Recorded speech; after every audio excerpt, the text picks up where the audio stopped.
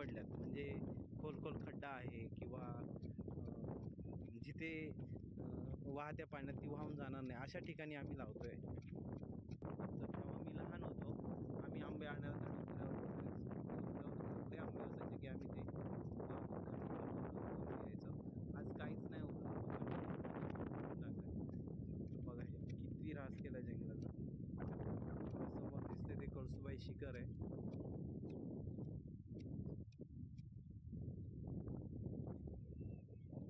आणि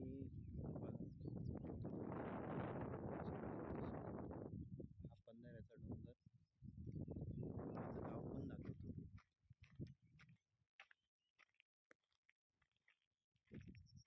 हे बघा माझं गाव.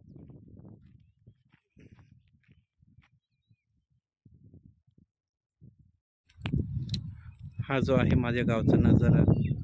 हे माझं छोटंसं गाव रामनगर. आणि हे महाराष्ट्रातलं सर्वात उंच शिखर कळसुबाई किंवा कळसुआई हे आमचं दैवत आहे.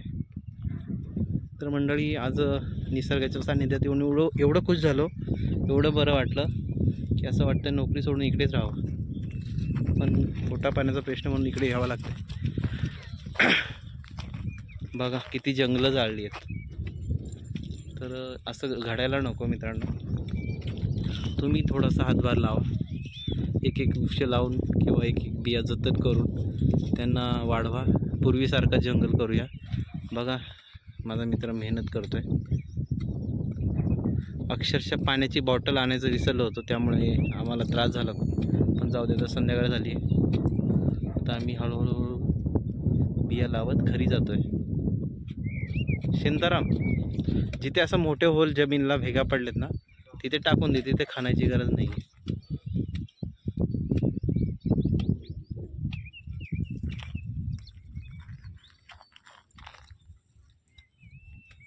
बघा शेळ्यांना खायला पण काही नाही आहे.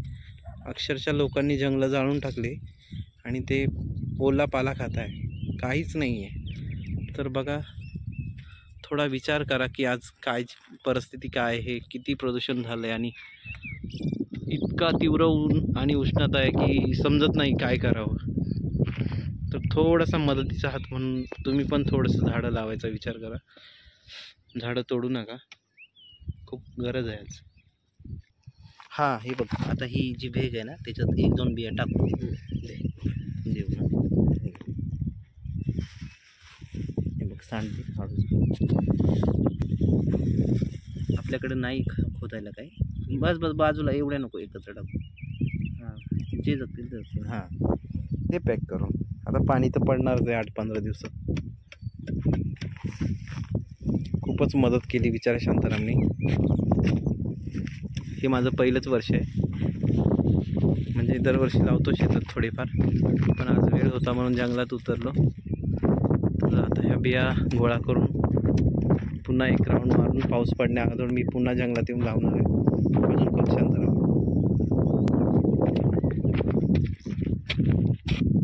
हे मी आज पाऊल उचललंय. तुम्ही पण थोडंसं मदत करा.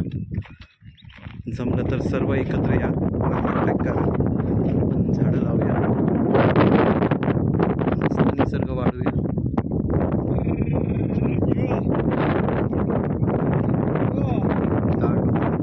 आज काहीच नाही राहिलं, फक्त काळं दिसतं.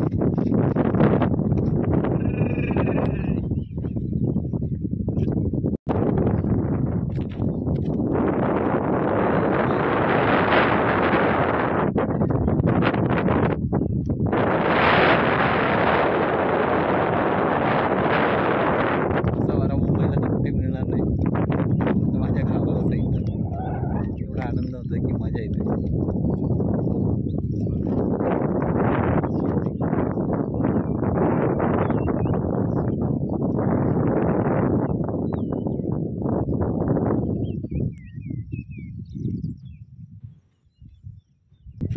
बघा, मी पण आता ही सीड्स, ही भेग आहे, माहिती आहे आपल्याकडे काहीच नाही खोदायला, तर मी अशा प्रकारे लावतोय.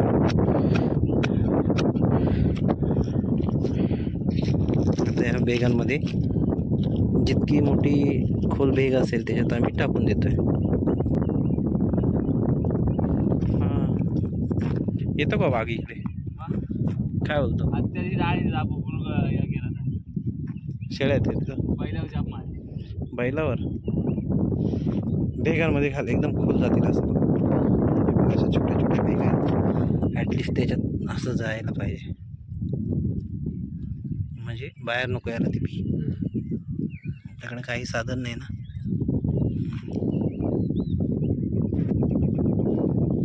जाऊ दे खोल असं. म्हणजे आपल्याला गरज नाही की काय खोदायला काही साधन नाही.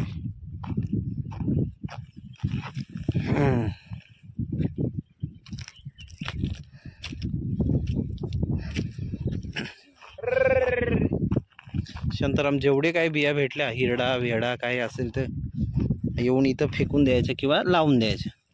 जेवढं झालं ते आपलं. हा हिरडा जे भेटेल ते 150 रुपये किलो, 150 रुपये किलो.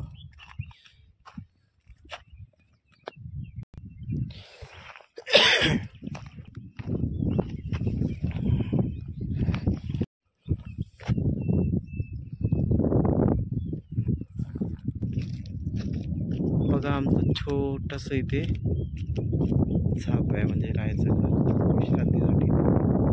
बघा आमच्या गावचा सनसेट पॉईंट.